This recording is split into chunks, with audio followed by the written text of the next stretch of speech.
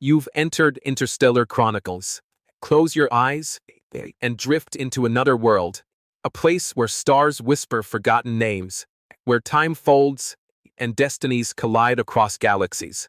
Your journey begins now. Alien Commander kissed his cheek. Then he discovered its hidden power. HFY Sci-Fi story.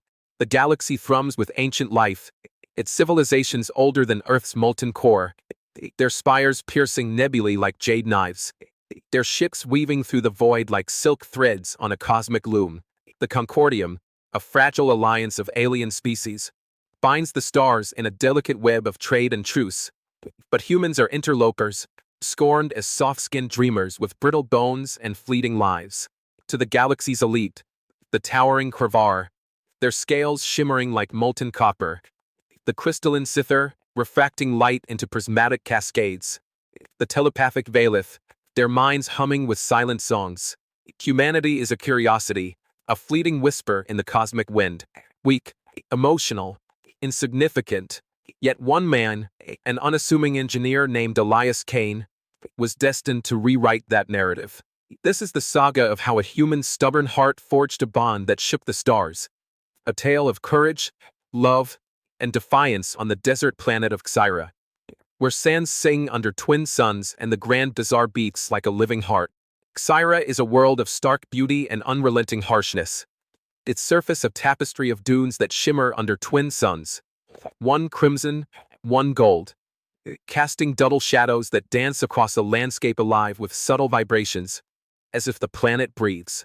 The sky, streaked with violet clouds, hums with the static of distant storms, and at night, the dunes glow faintly, their grains infused with microscopic crystals that catch the light of Xyra's three moons: Lirith, a silver crescent; Vorin, a blood-red orb; and the Lin, a pale blue sphere that pulses faintly, as if alive. The Grand Bazaar sprawls across a vast canyon, its sandstone stalls carved with swirling patterns that echo the dune's curves, draped in silks dyed in hues of nebulae: crimson, indigo, starlight silver. The air crackles with the scent of alien spices, the tang of roasted xenofruits like star nectar pods, their flesh glowing faintly, and the hum of bartered tech. 1,000 tongues fill the air, Kravar proverbs resonating like temple gongs, Scyther chimes tinkling like glass, Valith whispers carried on telepathic currents.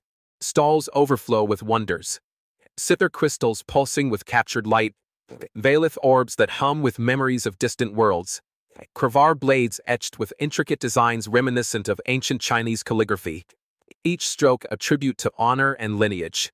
The market is a sensory riot, merchants shouting, drones whirring, coins clinking, hollow displays casting shadows on sandstone walls.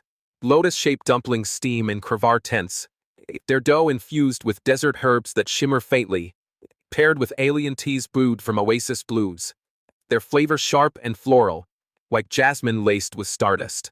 Incense burns in bronze censers carved with cranes and dragons, its smoke curling like calligraphy, while floating lanterns shaped like lotus blossoms drift above, their soft light painting the crowd in golden hues.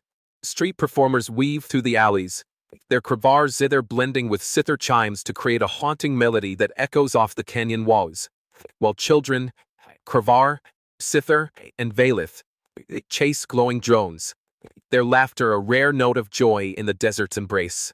Xyra's ecology is as alien as its people. The dunes, alive with crystalline grains, shift in patterns that defy the wind, forming spirals that glow under moonlight, as if guided by an unseen hand. Sparse oases, fed by underground springs, host bioluminescent flora, petal thorns that pulse with light, their roots tapping into the planet's crystalline veins. Sand WYRMs, serpentine creatures with scales like polished obsidian, burrow through the dunes, their hisses blending with the singing dunes' hum. At night, the air carries a faint electric charge, sparking tiny arcs between the dunes, a phenomenon the Kravar call star breath, believed to be the planet's soul communing with the cosmos. Beneath the surface lie secrets older than the Concordium, ancient ruins, buried deep in the dunes, pulse with glyphs that glow at night, whispering of a lost civilization. The Xerani, that once tamed the sands. Their temples, carved from crystal-infused stone, house the Dune Heart, a massive crystalline entity rumored to be the planet's core, capable of fueling fleets or reshaping worlds. The Kravar guard these ruins with reverence, their myths woven with tales of the Dune Heart as a dragon-like sentience, its breath the source of the Dune song. The Sithar, pragmatic and acquisitive, see the ruins as a resource to exploit, their crystalline minds calculating the Dune Heart's potential. The Baelith, ever mystical, whisper of memories trapped in the glyphs, visions of a time when Xyra was a lush paradise, its skies filled with floating cities powered by the Dune Heart's light. These ruins are a point of contention, with the Concordium seeking to study them, the Kravar protecting them, and rogue factions plotting to seize their power. The air above the dunes carries a faint hum, as if the planet guards its secrets, and at night, the sands shift, revealing glimpses of buried spires that vanish by dawn. Elias Kane steps into this chaos, his toolbox slung over his shoulder, sand dusting his sandy hair. His hazel eyes, sharp with quiet intensity, scan the bazaar, and his calloused hands tell a story of hard work and buried grief. 3 years ago, he lost his wife, Mara, to a wasting illness on Earth, her laughter a fading echo, her paintings of meadows and stars now stored in his memory like sacred relics. He left behind a small town on Earth's green hills, where they'd walk hand in hand, naming constellations, Orion, Cassiopeia, their stories a shared language. Now, sent to repair a derelict Concordium outpost on Xyra's edge, he's a stranger among towering aliens, his human frame small but unyielding, his worn jacket patched from years of toil. A faded photo of Mara, her smile a talisman against the loneliness of the stars, rests in his pocket, its edges worn from countless touches. Elias moves with purpose, bartering for a plasma coil with a Sithar merchant named Lyrian, whose crystalline form shifts from azure to violet, their hues a language Elias is learning to read. He trades a salvaged circuit, his voice steady despite Lyrian's skeptical hum, their crystalline gaze softening as he explains his work. The bazaar's chaos is a stark contrast to the quiet of his Earth days, and his tools, battered wrench, salvage scanner, are his only anchor, his grief a shadow that follows him through the dunes. He navigates the alleys, dodging Kravar warriors whose armor hums with kinetic shielding, their jade pendants glinting like eyes. He pauses at a Baelith stall, where a seer named Soren, their translucent form shimmering, offers him a memory orb that glows with visions of Earth's oceans. Elias holds it at night, the outpost's hum fading as he loses himself in the waves. Mara's voice whispering in the surf, a balm for his aching heart. The Kravar dominate the bazaar's rhythm, their culture a mirror of Earth's Han dynasty, steeped in discipline and ancestral reverence. Their obsidian armor, adorned with jade pendants and dragon motifs, hums with kinetic shielding, each piece a masterpiece passed down 2 generations. Their philosophy elevates strength as the path to enlightenment, their speech woven with poetic metaphors like Tang dynasty verses, each phrase a brushstroke of meaning. Their stalls display silk tapestries depicting cosmic dragons coiling through stars, their scales shimmering with bioluminescent thread. Kravar merchants barter with proverbs, their voices resonant as temple gongs, while warriors patrol with the grace of Shaolin masters, their movements fluid yet deadly. Their rituals blend martial prowess with Confucian-like loyalty to clan and ancestor. Their dining tents filled with the scent of lotus-shaped dumplings, teas brewed from oasis blooms, and incense burning in bronze censers carved with cranes.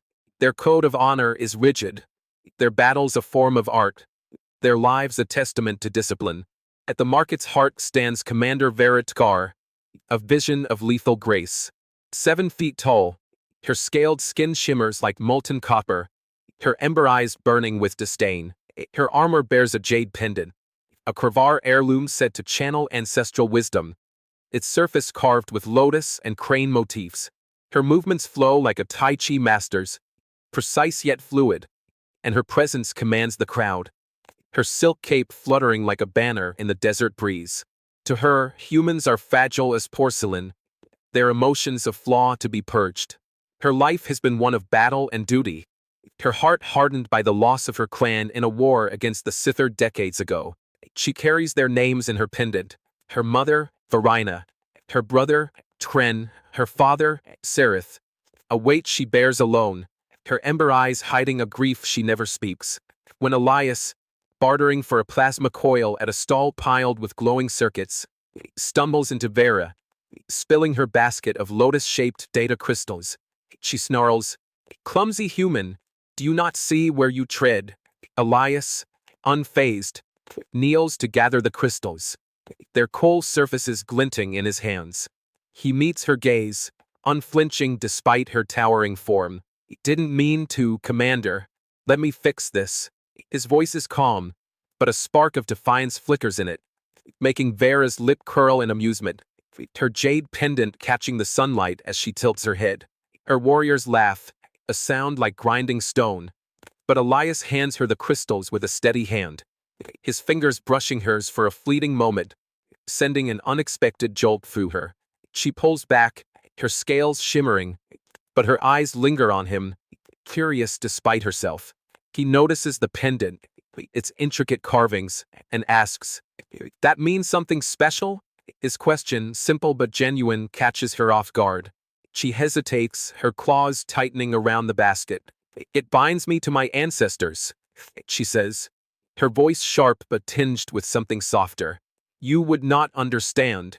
But her tone is less cutting, and she lingers a moment longer, studying his weathered jacket, the faint outline of the photo in his pocket, wondering what drives this small, stubborn human. Elias nods, sensing the weight of her words, and says, "Maybe I don't, but I'd like to." She turns away, her cape swirling, her pendant pulsing faintly, but her glance back at him is sharp, searching. She notices the scar on his hand, a mark from a childhood accident fixing a harvester, and the way he stands, unbowed despite the crowd's stares. The moment passes, but a crack forms in the wall between them, a crack neither yet understands. The bazaar is a galaxy in miniature, a crossroads of cultures and conflicts. Sithir merchants like Lyrian, their crystalline bodies refracting light into rainbows, hawk glowing wares, their voices chiming like glass bells. Lyrian, intrigued by Elias's persistence, shares a fragment of Sithir lore, a tale of a crystal that sang the universe's birth, its light guiding their ancestors to Xyra. Elias shares a story of Earth's oceans, of sailing with Mara under a moonlit sky, the waves singing their own song. Lyrian's crystals glow softly, a sign of respect, and they gift him a prism that holds a vision of a Sithir city, its spires singing in harmony. Valith traders like Soren, their minds humming silently, barter with thoughts alone, their eyes glowing with unspoken deals. Soren senses Elias's grief, their telepathic hum brushing his mind like a gentle breeze, and teaches him to navigate the memory org's visions, guiding him through a dreamscape of alien skies. The Kravar stride through, their silk robes embroidered with lotus and dragon patterns, their every gesture a ritual of strength. To them, humans are barely worth notice, their emotions a weakness to be purged.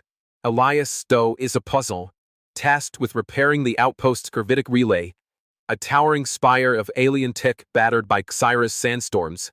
He works under the blistering suns, coaxing circuits to life with ingenuity. His hands dance over panels no human was meant to understand, his mind a storm of calculations and hope. His days are long, filled with the whine of his scanner, the grit of sand in his boots, and the weight of Mara's photo in his pocket. The outpost is a labyrinth of alien tech, its corridors lined with glowing conduits, the air thick with the hum of machinery and the faint scent of ozone. He sleeps in a cramped bunk, the hum of alien machinery his only companion, his dreams haunted by Earth's green fields, Mara's voice calling his name. He wakes to the howl of sandstorms, the distant chants of Kravar warriors, and the faint glow of the memory orb by his bunk, its vision of Earth's oceans tethered to home.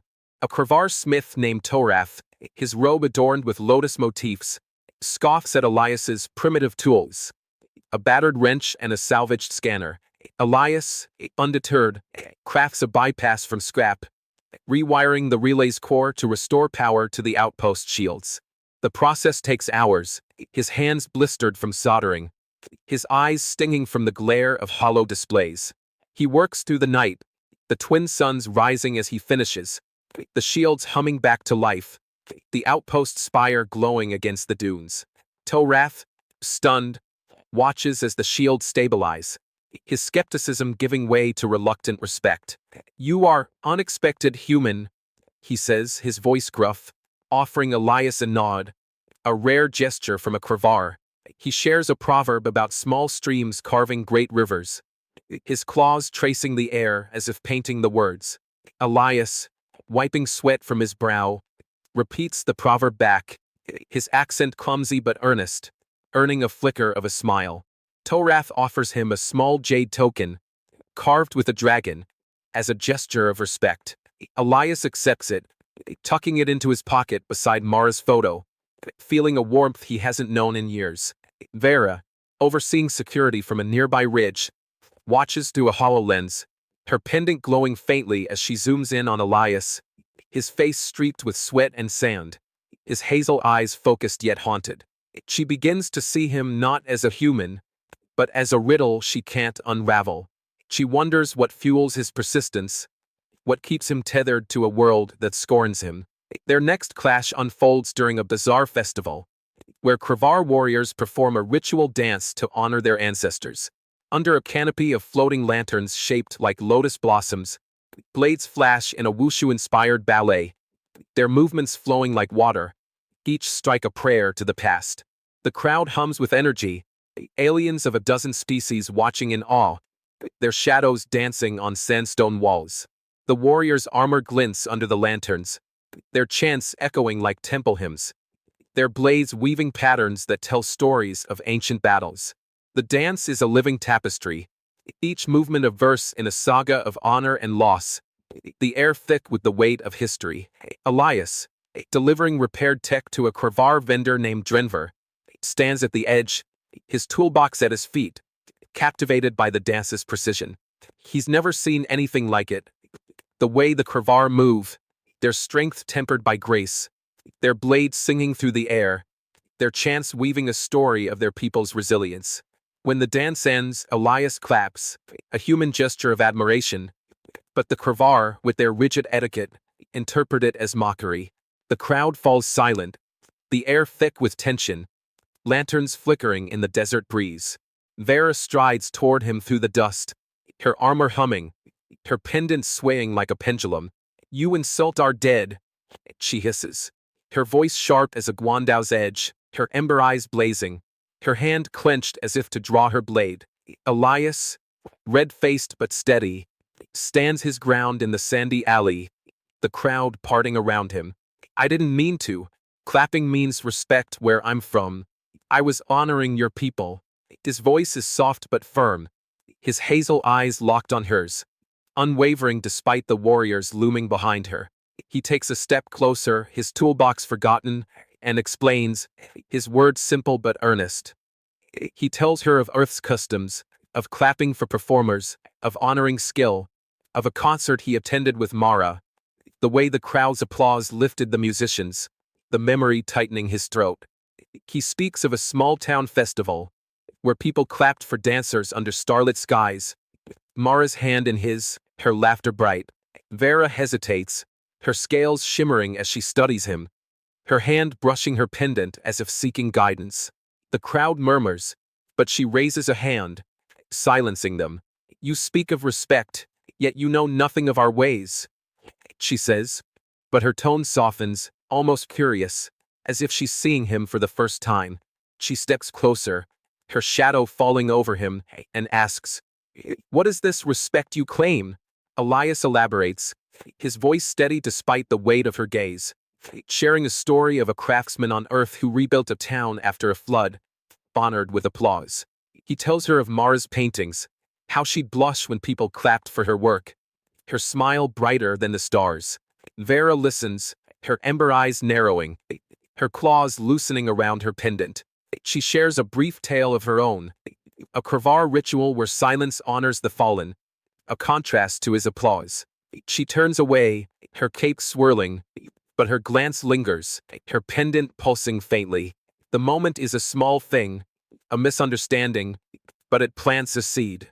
Vera sees a man who owns his mistake and stands tall in its shadow. Days bleed into weeks, and Elias toils at the outpost. His days filled with sand and circuits, his nights haunted by memories of Earth. Mara's laughter, now silenced, a home he'll never see again. He finds solace in the bazaar, its chaos a strange comfort. He barters for parts with Lyrian, learning to read the subtle shifts in their crystalline hues, their approval a faint hum in the air.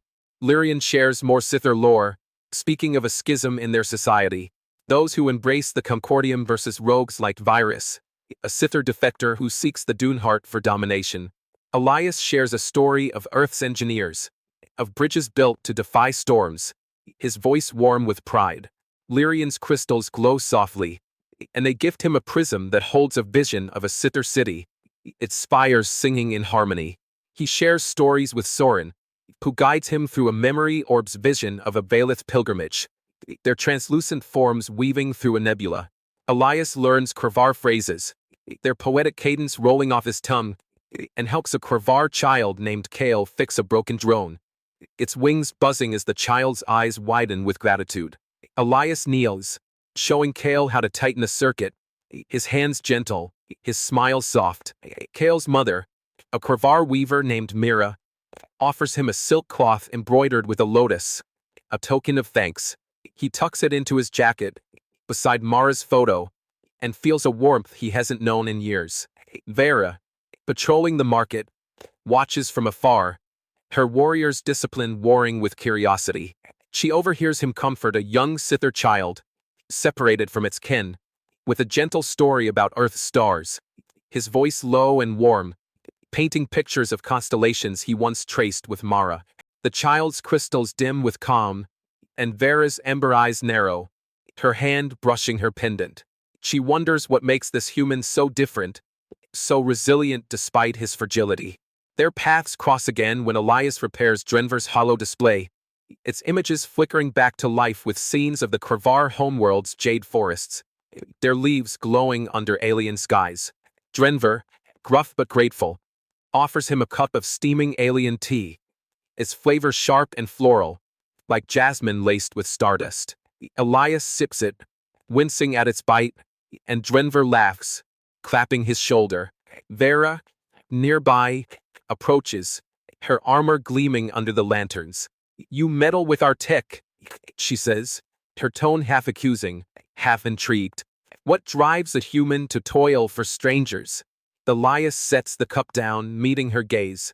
"I like fixing things. Makes me feel useful, like I'm part of something bigger." His honesty catches her off guard, and she leans closer, her scales catching the light, her pendant glowing faintly. He pulls the photo from his pocket, showing her Mara's face, her smile frozen in time. She used to say fixing things fixes you, too. Vera studies the photo, her ember eyes softening, and for a moment, the bazaar's noise fades.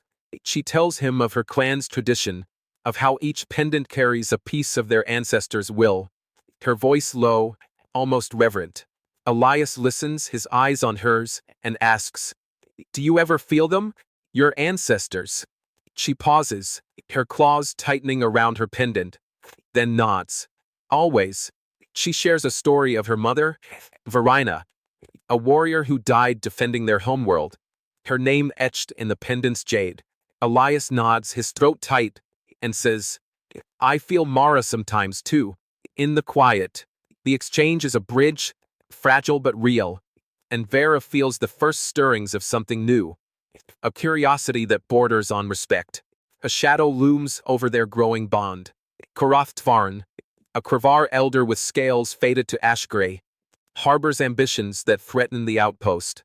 His robes, heavy with dragon embroidery, hide a data crystal containing plans to sabotage the trade talks and seize the Duneheart, which he believes will restore Kravar dominance. Karath sees the Concordium as a dilution of Kravar strength, their alliance with aliens a betrayal of ancestral purity. He allies with Virus, a rogue Sither whose crystalline form pulses with malice, exiled for opposing the Concordium's unity. Virus seeks the Dune Heart to dominate the galaxy, their motives shrouded in a lattice of crystalline ambition. Karath spreads whispers in the bazaar, painting Elias as a spy, his repairs a cover for espionage. The rumors reach Vera, who dismisses them, but a seed of doubt lingers, her warrior's instincts clashing with her trust in Elias. Mira, the weaver, overhears Karath's whispers and grows suspicious, her loyalty to Vera outweighing her fear of the Elder. She begins watching Karath, her keen eyes noting his secret meetings with Virus in the bazaar's shadowed alleys. Elias's work at the outpost uncovers a mystery. While repairing a conduit in a forgotten maintenance shaft, he discovers a fragment of human tech, a data chip etched with an Earth symbol, a relic from a lost expedition.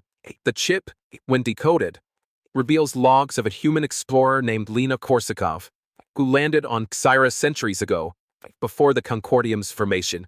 Her logs speak of the Singing Dunes, describing the ruins as a temple to the Dune Heart, a crystalline entity that could harmonize with Xyra's core. Lena's team vanished, their fate unknown, but her words hint at a human legacy tied to the planet's secrets. Elias shares this with Soren, whose telepathic hum resonates with excitement. They guide him through a memory orb, revealing a vision of Lena standing before a glowing glyph, her hand outstretched as if communing with the Dune Heart. The discovery shakes Elias, suggesting humans have a deeper connection to Xyra than anyone knew. He keeps the chip hidden, wary of Karath's whispers, but shares it with Vera in a quiet moment by an oasis, the moons reflecting in the water. She studies the chip, her ember eyes narrowing, and asks, "Your people walked these sands before?" Elias nods, his voice low. "Maybe we're not as new here as you think." The revelation deepens their bond, Vera seeing in Elias a bridge to a forgotten past, her pendant warm as if her ancestors sensed the truth. Elias becomes a quiet fixture in the bazaar, his presence drawing curious glances. He repairs Soren's scanner, earning a memory orb that hums with a vision of a distant nebula, its colors swirling like Mara's paintings. He fixes a Kravar warrior's shield generator, its hum restored, and the warrior, stern but grateful, offers him a blade-sharpening stone etched with a dragon. Elias accepts it, running his thumb over the carving, thinking of Mara, who loved dragons in old Earth stories. Vera watches these moments, her patrols bringing her closer to his path.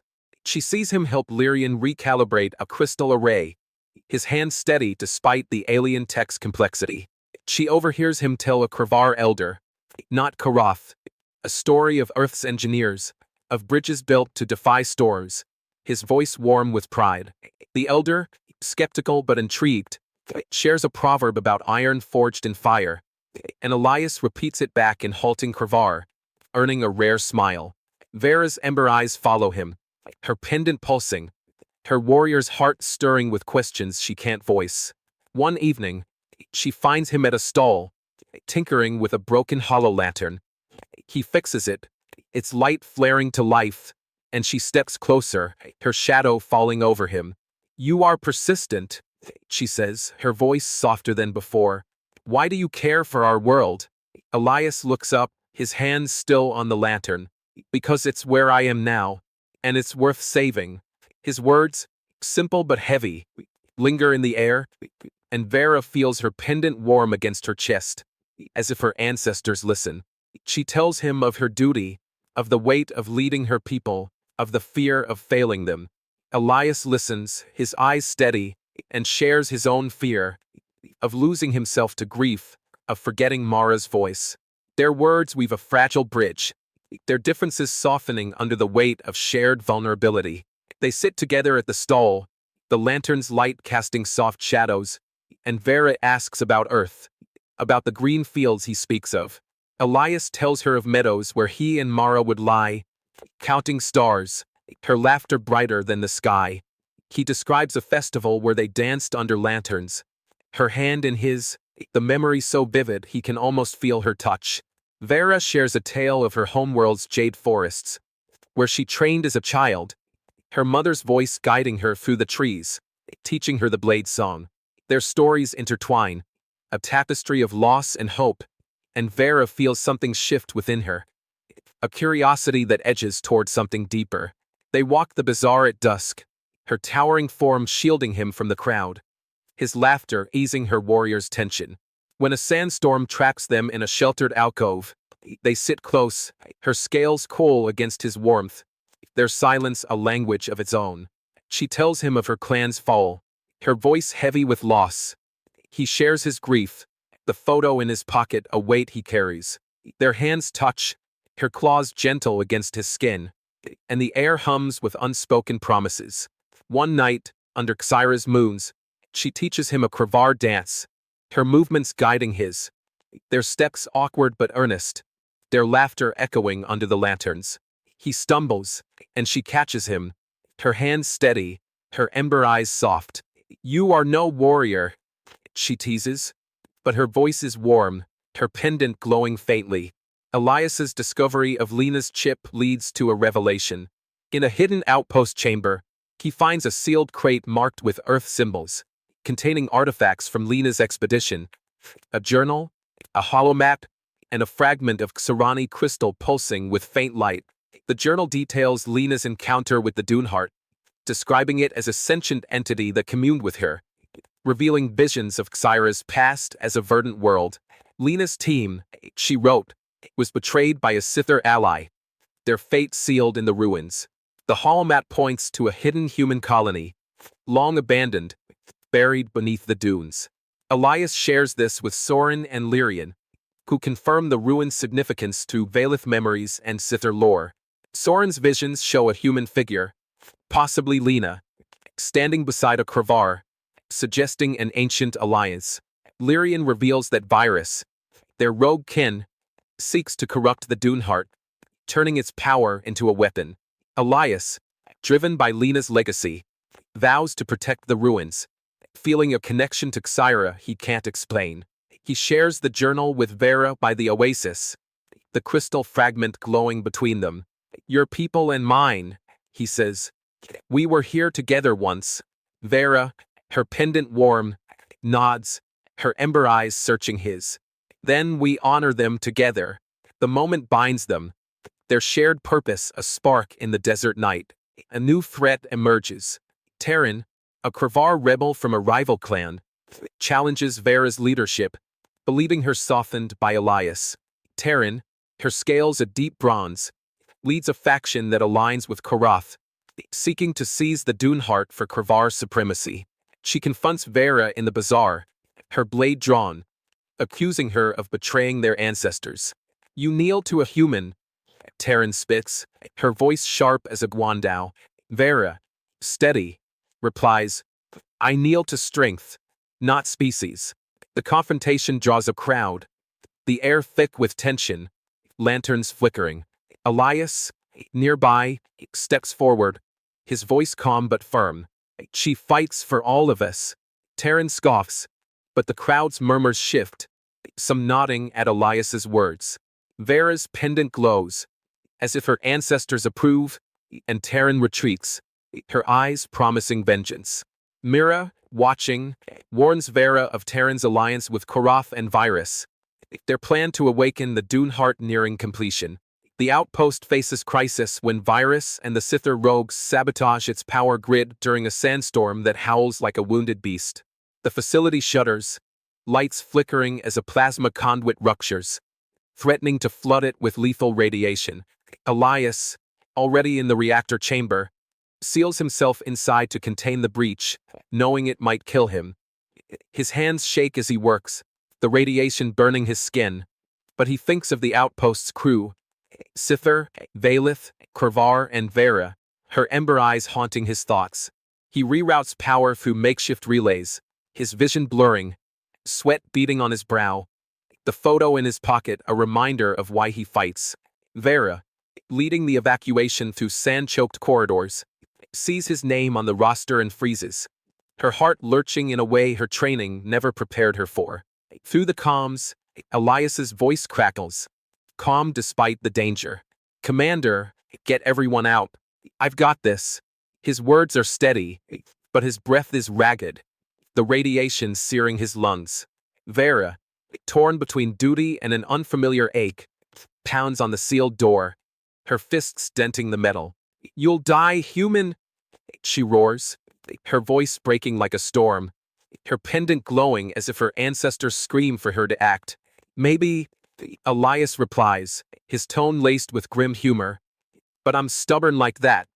He thinks of Mara, of her smile, and now of Vera, her strength and fire. He stabilizes the conduit, collapsing as the alarms fall silent, his body slumping against the console, the photo slipping from his pocket to the floor. Vera breaks through the door, her strength shattering the lock, and finds Elias slumped, his skin blistered, his breath shallow, the photo lying beside him. She scoops him up, her massive arms cradling him like a priceless scroll, her pendant glowing as if her ancestors watch. She carries him through the sandstorm, her cape whipping in the wind, to the med bay, where alien tech hums, bioluminescent scanners, Valeth healing orbs casting soft light. Vera's focus is on Elias, his fragile human form somehow heavier than her armor. As he drifts in and out of consciousness, she sits by his side, her warrior's pride warring with something new, something soft, forbidden. In a Kravar ritual, she touches his cheek, her lips brushing his skin in a kiss meant to honor a fallen hero. But Elias stirs, his hazel eyes meeting hers, and she realizes the gesture's hidden power. In her culture, it's a vow of loyalty, a binding of souls, one she didn't intend to make. Her pendant pulses, warm against her chest, as if her ancestors approve. She picks up the photo, studying Mara's face, and tucks it back into his pocket, her claws gentle. She whispers a Kravar prayer, her voice barely audible, asking her ancestors to guide him back to her. Elias recovers slowly, his burns healing under Sithar salves, his spirit unbroken. Vera seeks him out in the bazaar's quieter corners, where lanterns glow like paper moons and the scent of jasmine like oasis blooms lingers. Their conversations are halting, fraught with cultural chasms. She speaks of honor and battle, her words like Chinese poetry, each phrase a brushstroke of meaning. He talks of Earth's meadows, of stars with names, his voice warm with memory. One evening, under a canopy of silk, he says, "You fight for glory, Vera. I fight for the people I love. That's what keeps me going." Vera scoffs, her pendant catching the lantern light. "Love makes you fragile," she says, but her eyes linger on his, her scales shimmering as she leans closer, the air between them charged. "Or unstoppable," Elias counters, his smile gentle but unyielding, his hand resting near hers on the stall's edge. He tells her of Mara, of her death, of how he carries her memory to keep going. Vera listens, her ember eyes softening, and shares her own loss. Her clan, fallen in a war long ago, their names etched in her pendant. She speaks of her mother, Verina, a warrior who died defending their homeworld, her voice heavy with pride and pain. Elias reaches out, his hand hovering near hers, and says, "You carry her, like I carry Mara. That's not fragile. That's strength." Under Xyra's suns, Vera feels her world shift. This human, so small, carries a strength she cannot name. Their bond deepens through stolen moments. Elias sharing a story of a boy who loved Earth stars, his voice cracking as he speaks of Mara's loss. Vera teaching him a Kravar proverb about the dragon that guards the heart, her fingers tracing the words in the sand. She takes him to a hidden stall where Kravar artisans craft jade pendants, explaining their ancestral significance, her voice soft as she traces the carvings, her scales brushing his arm. He gives her a tiny circuit carved into a lotus shape, a blend of their worlds, its edges smoothed by his hands. She wears it beside her pendant, a quiet defiance of her people's scorn. They walk the bazaar at dusk, her towering form shielding him from the crowd, his laughter easing her warrior's tension. When a sandstorm traps them in a sheltered alcove, they sit close, her scales cool against his warmth, their silence a language of its own. She tells him of her clan's fall, her voice heavy with loss. He shares his grief, the photo in his pocket a weight he carries. Their hands touch, her claws gentle against his skin, and the air hums with unspoken promises.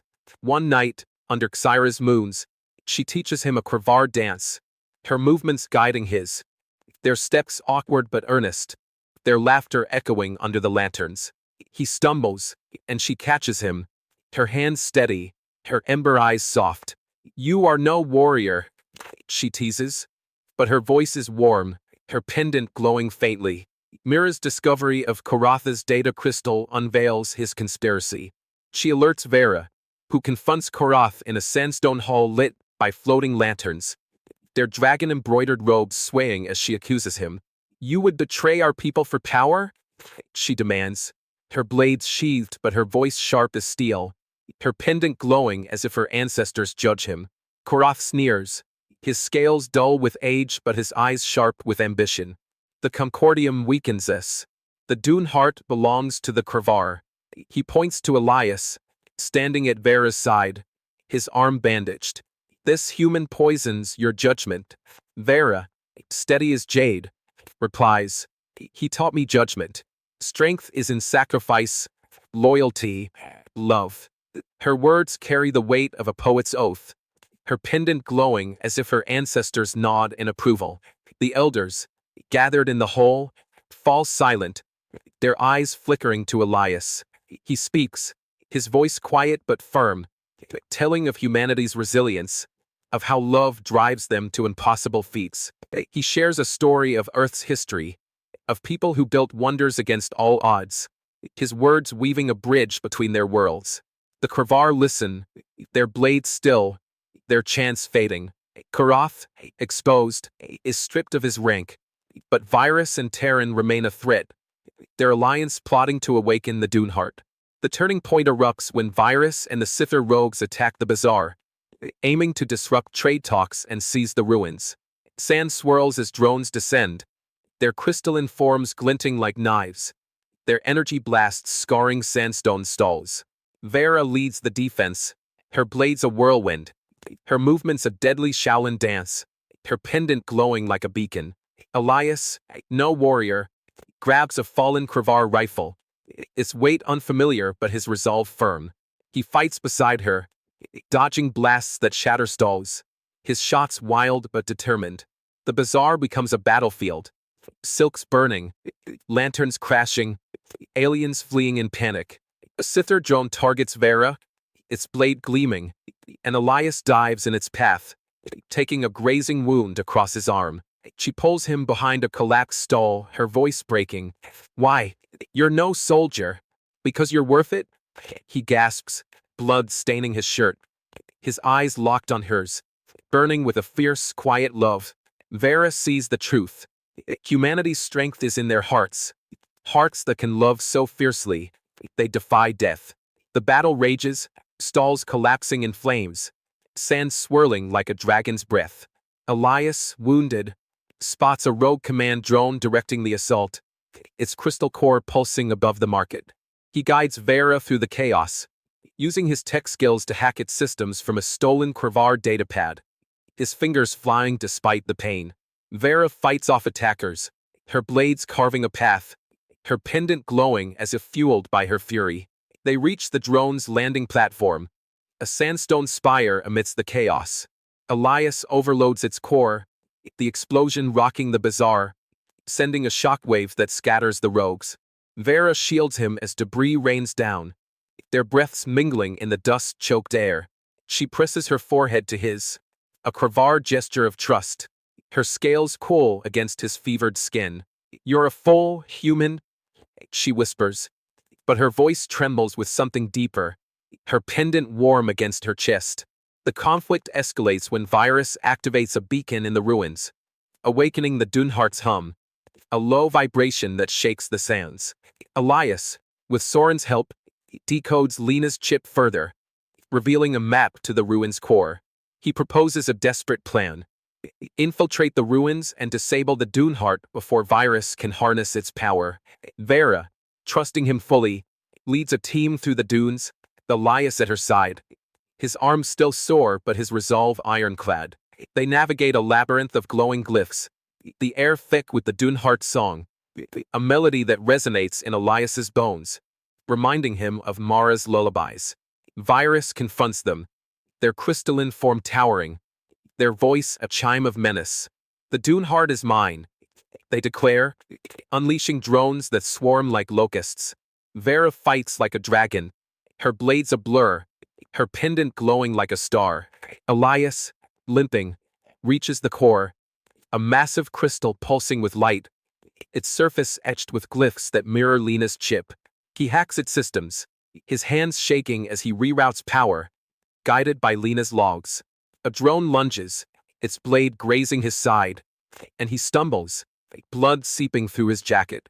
Vera destroys it, her roar shaking the walls, and shields him as the core's hum fades, its power dormant. They collapse together, breathless, in a chamber lit by fading glyphs, her arm around him, his hand clutching hers, the lotus circuit pressed between their palms. The trade talks succeed, the outpost saved, and the Kravar, once dismissive, gather in the bazaar for a ceremony under Xyra's moons. Their silk banners flutter, their chants echoing like temple hymns. They salute Elias as an equal, their blades raised in respect, a gesture reserved for their own.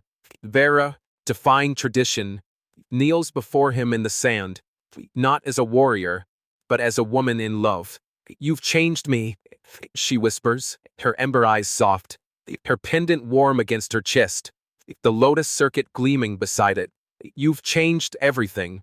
Elias smiles, his hand finding hers, the lotus circuit pressed between their palms. "We changed each other." In a galaxy that once scorned humanity, Elias Kane and Veritgar became a legend, a human and a Kravar, bound by a love that rewrote the stars. They proved strength lies in the courage to care, to fight, to love. On Xyra, under skies no human had named, they built a life together, two hearts, one story, forever forged in the fires of the cosmos.